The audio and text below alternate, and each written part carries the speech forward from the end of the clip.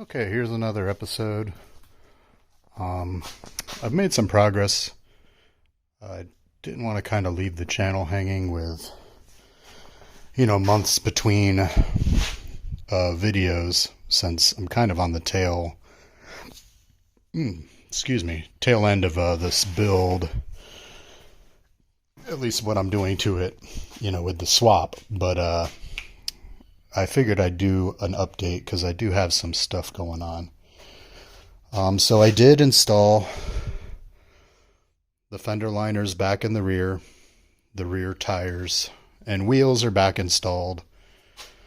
I'm not installing the fender flares quite yet until I've driven it around some, because I want to detail this thing, and I want to polish that up and clean it up. So I still need to pull that tab back out. That's for one of the fender flares, but so not installing those, not installing the fronts as well, but I'm also going to leave out the fender well, at least for the time being, on the front until I've kind of work it out. And then once I detail it and put the fender flares back on, I'll put the wheel liners in.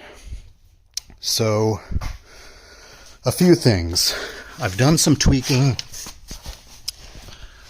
to this pipe down there. Excuse my horrible welds, but I grinded those welds out. But that pipe there needed a little bit of tweaking, because when it met up here, it wasn't seating correctly, which is what that kind of exhaust leak and a little bit of the rattling was. So I got that to where it lines up a whole lot better. I still need to install that pipe back in, but I'm having some stuff going on with these O2s. So I just installed the rear O2s. So I have the downstreams here, kind of have them zip tied up out of the way. I was looking, and I do have the heat shield right here that will go on the side of the transmission, but I'm going to wait to install that until after the 500 miles. So all of this is kind of temporary, because where I have the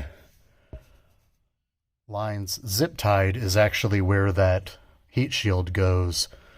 So I think I have to tuck that behind the heat shield, but I'll do that once I get the 500 miles done and I do another trans filter and fluid change, and then I will put that heat shield back on. For those that don't know, this is similar with the Colorado transmission. If you see this black plug up there, that is actually the fill port for the 8L90 and the AL45. They're in the same exact spot. And you can kind of see the hole there with the zip tie just to the right of it. And then there's a zip tie right there and another hole back there. The top of this, as you can see, there is 2 bolts that go from the top side into those holes, and as you can see, there's not a whole lot of room, so that is not exactly an easy thing to be pulling off to fill the transmission. So that's why I'm going to leave that off, at least until I kind of get the shakedown stuff done, and then I'll go ahead and install that. I do want that there just so it kind of looks factory, and it does kind of shield the exhaust. But yeah, so I have the rears installed. I still have to do the first kind of filter fluid change, which is why I don't have that midsection pipe on. I kind of want to finalize a few things and make sure some stuff is good before I do that. Tomorrow I intend to install the front drive shaft. So I'll put the adapter back on, I'll put the front drive shaft on, and I'll have the boot. There's a boot that goes right here, because this is a slip joint on the Silverado. So there's a boot that goes right there. I have a brand new one ready for that. let's go over to here. So I have the front O2 sensor in here. I also redid the flanges and got those tightened up correctly, so there should be no leak there. I don't have this kind of set up yet because I'm going to show you on this side what's going on. All right, so on this side, you can see I have, that's the, factory O2 sensor that the ECM will be reading, and this is my wideband. So I've got both of those installed currently because I wanted to show you guys this. So this is the current harness where the O2 sensor has to plug into. And as you can see, there's a slot there where basically when you plug in the O2 sensor, it tells you which way to go. Well, if you look at this one, they do not line up. So you could see this is the O2 from a Silverado, which is what the engine came out of. And as you can see, it's by the second pin, and the one below is more towards the first pin. So I don't know if they didn't give me the right connectors here. I have a support ticket into them, so I'm waiting to hear back. If this is not on there with the slot, so my old wiring harness from the motor, they actually left these on there. You can actually pop these off and put a different one on, I guess, so the O2 sensor can go to multiple vehicles. And I actually ground that slot out, and I could get this to plug in correctly, which is actually what I did on the other side. So I'll probably do that for now. I won't start it until I hear word from Current, just in case something's backwards on that. They do like a whole, they hook this whole harness up when they build them and do like a whole test. So I'm assuming that, as long as this is oriented the same way, you could see the little tab there. The little tab there, that's the only thing that locks onto the actual connector. So I'm assuming as long as it goes in the right way, I should be good. But I'll wait till they confirm before I go and run this thing any. But yeah, that's kind of where I'm at right now. So I don't want to start it. I'm getting really close to basically being ready to drive this, but I kind of want to get that situated. I need to get the wideband ran, which I've been kind of working on that today as well. So as you could see up here, I have, this is the wideband. I have the wire running into the cab to go to the air-fuel ratio gauge. So let me show you that. So I had a light in here. So I have the wire. This is the wire coming in from the O2. So here's the O2 signal from the wideband.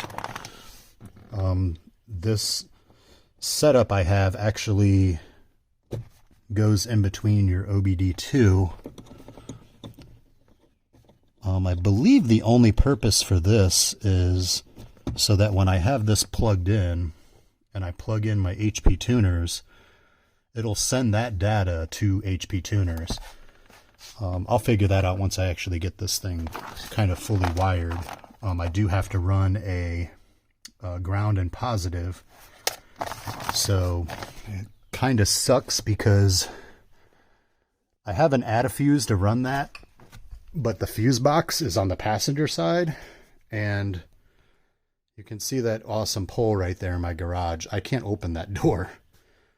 So what I may do is I may get the O2s kind of situated, start it, and then I can move it forward a little, and then I can run the wire for that to get the power over to here, and then I could do some idle tunes. But I intend to run all the wiring up here. I have this out for now. So my initial plan was I bought this, I don't know who makes this. I found it somewhere. So I have this suction cup thing, and I was just kind of going to suction cup it here. But the one thing I don't like about this is the wires come out the top. There's no hole. I really wish they would have put the holes in the bottom. I don't know. I guess they were thinking people were going to do this. I don't know why. I mean, it's a window suction cup. It's not going to stick to the vinyl. But that was my original plan. But Colorado Canyon Enthusiasts, they just came out with the Banks. I think it's, I don't remember who makes it, but it comes with the Banks diesel setup, where it is the vent.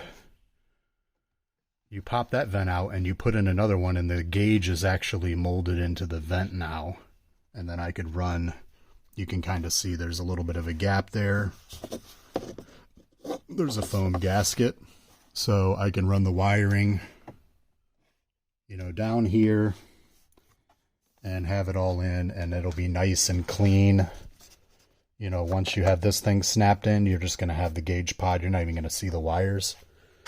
So I'll probably order that today. Hopefully that's in stock and I can get that in a week. I mean, it's not the end of the world. I can always kind of just jerry rig some wiring and have it to at least get the data to HP tuners for now, while I'm kind of doing some idle tuning for the tuner. But that's kind of going to probably be the final solution. Not too bad. I have most of the hard stuff done as far as getting the wire up here. It's mainly just kind of zip tying everything out of the way. Let's see what else. And yeah, zip tying this wiring, getting the O2 wiring kind of situated there. This O2 wiring I still have to situate. And another big progress is I got this damn AC belt on. So that is not fun. Those that don't know, so I'm running the Camaro accessories. The Camaro crank pulley is really close to the motor. That way when this, the 6.2, which these accessories run on, is in the Camaro, you have this nice and tight to the motor. The problem is none of the special tools to get that GM stretch belt on work. So all the other vehicles, you can actually put that belt behind the crank pulley and kind of feed it on the bottom and be able to get it on. It was not working. There's just no room for that belt to go behind there. So that took me quite a bit. Come to find out, so originally I had a Gates belt, which I don't know what I did with. Here it is. I know, it's a mess. So originally I had this Gates belt. Reading on some Camaro boards, I found out that apparently this Gates belt is just a tad smaller than the factory belt, and it does not stretch as much. I could tell a huge difference once I got that one. That one is actually the GM AC Delco one. I will update the spreadsheet on Google that's posted in my budget video with this part number. This one is the part number that's in it right now, but I will update it to that one. That one stretches a whole lot better. It still was not easy to get on, but it was easier because the method that I had to use was using this, got got it down here. I've moved some stuff around. So I had to use this, which is a stretch belt tool for BMW.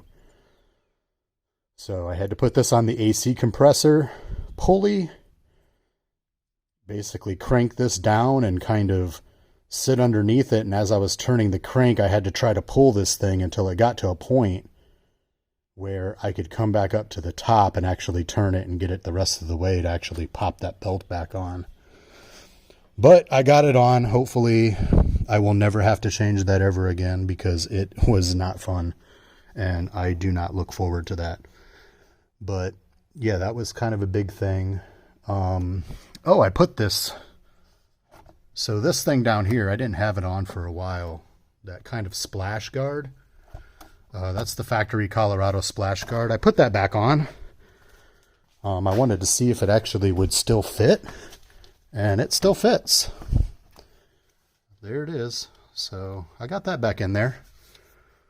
So that'll look nice. So once the fender liner's in there, really you won't be able to tell something's different at all unless you hear it. But yeah, so I think that's kind of the big update. I mean, I was hoping, kind of hoping to have everything done except for probably the wideband, so that I could start it and kind of move it.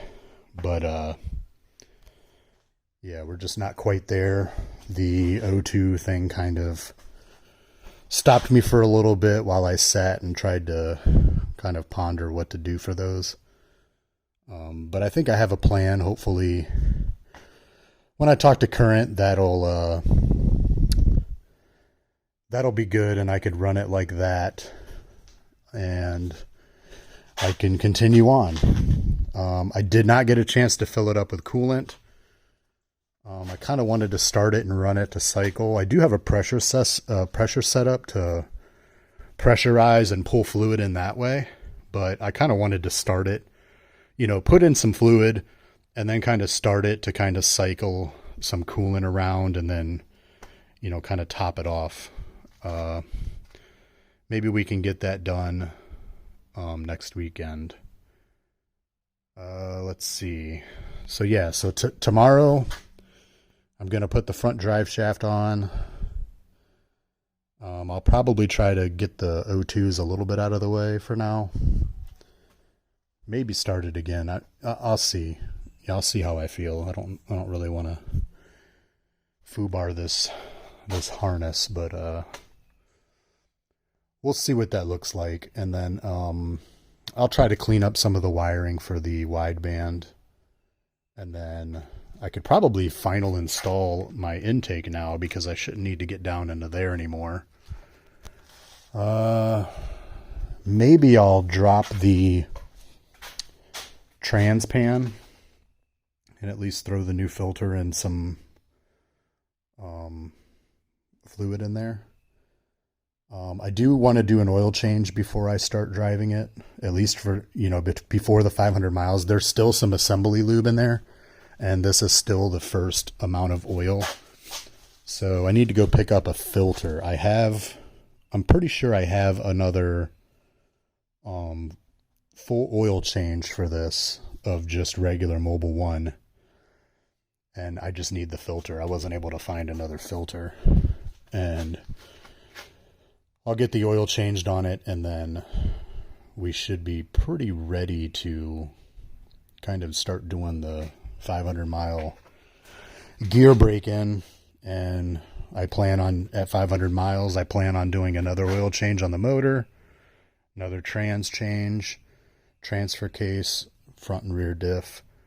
I may do fluids tomorrow while I kind of am stalled a little bit, waiting to hear about these O2 sensors.